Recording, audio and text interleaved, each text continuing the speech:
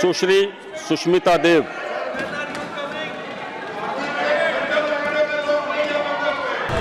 আমি সুস্মিতা দেব রাজ্যসভায় সদস্য নির্বাচিত হইয়া ঈশ্বরের নামে শপথ করিতেছি যে বিধি দ্বারা স্থাপিত ভারতের সংবিধানের প্রতি আমি অকৃত্রিম নিষ্ঠা ও আনুগত্য পোষণ করিব।